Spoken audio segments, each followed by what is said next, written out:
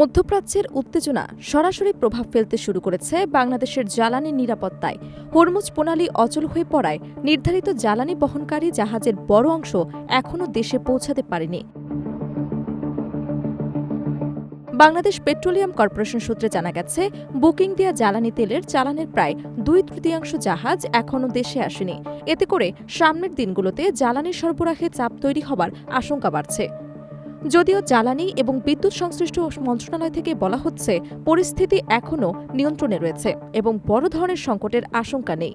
তবে সংশ্লিষ্ট বিশেষজ্ঞরা বলছেন, বাস্তব চিত্র ভিন্ন ইঙ্গিত দিচ্ছে এবং যথাসময়ে কার্যকর পদক্ষেপ না নিলে পরিস্থিতি জটিল হতে পারে। বিশেষ করে মধ্যপ্রাচ্যের চলমান সংঘাতের কারণে বিশ্বের অন্যতম গুরুত্বপূর্ণ সমুদ্রপথ হরমুজ প্রণালী কার্যত অচল হয়ে পড়েছে। যুদ্ধ শুরু হবার পর থেকেই এই প্রণালী পাড়ি দিয়ে একটি জাহাজও বাংলাদেশে পৌঁছাতে পারেনি। ফলে নির্ধারিত সময়সূচি অনুযায়ী জ্বালানি আমদানির পরিকল্পনা বড় ধরনের ব্যাঘাতের মুখে পড়েছে।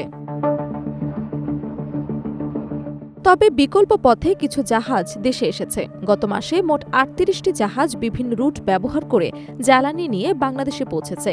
এরপরও চাহিদার তুলনায় সরবরাহ কম থাকায় উদ্বেগ কাটছে না। পরিসংখ্যান অনুযায়ী মার্চ মাসে এলএনজি এবং এলপিজি আমদানির জন্য ২৬টি জাহাজ বুকিং দেওয়া হয়েছিল, কিন্তু এর মধ্যে মাত্র ১৫টি জাহাজ দেশে এসেছে। একই সময়ে ডিজেল এবং ফার্নেস অয়েল পরিবহনের জন্য ১৭টি জাহাজের বুকিং থাকলেও এখনও ৬টি জাহাজ পৌঁছায়নি।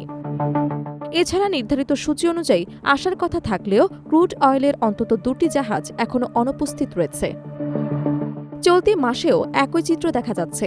এপ্রিলে মোট ২৩টি জাহাজ আসার কথা থাকলেও এখন পর্যন্ত এসেছে মাত্র ১১টি। বাকি জাহাজগুলো আগামী মাসে আসতে পারে বলে সংশ্লিষ্টরা ধারণা করছেন। তবে তা নিয়ে অনিশ্চয়তা রয়েছে। এই পরিস্থিতিতে জ্বালানি সরবরাহ স্বাভাবিক রাখতে সরকার বিকল্প উদ্যোগ গ্রহণ করেছে।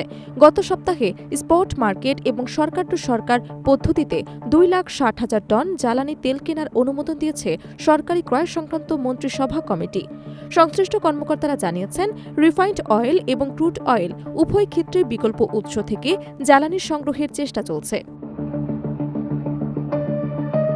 তারা আরও জানান, কিছু কার্গো ইতোমধ্যেই ক্রয় করা হলেও নির্ধারিত সময়ের মধ্যে সরবরাহ নিশ্চিত করা সম্ভব হয়নি।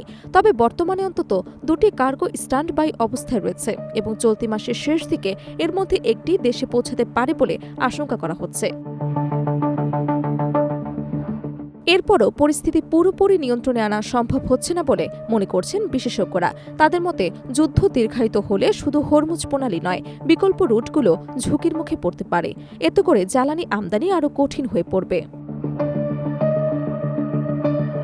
জ্বালানি বিশেষজ্ঞরা বলছেন, বুকিং দেওয়া জাহাজগুলো সময় মতো না এলে সরবরাহ ব্যবস্থায় বড় ধরনের ঘাটতি তৈরি হতে পারে। তাই আগাম পরিকল্পনা করে বিকল্প উৎস থেকে জ্বালানি আমদানি নিশ্চিত করা এবং সরবরাহ ব্যবস্থায় বজায় রাখা। বাংলাদেশে বছরে গড়ে ৬৫ থেকে ৬৮ লাখ টন জ্বালানি তেল আমদানি করা হয়। এর মধ্যে প্রায় ১৫ লাখ টন অপরিশোধিত তেল আসে মধ্যপ্রাচ্য থেকে।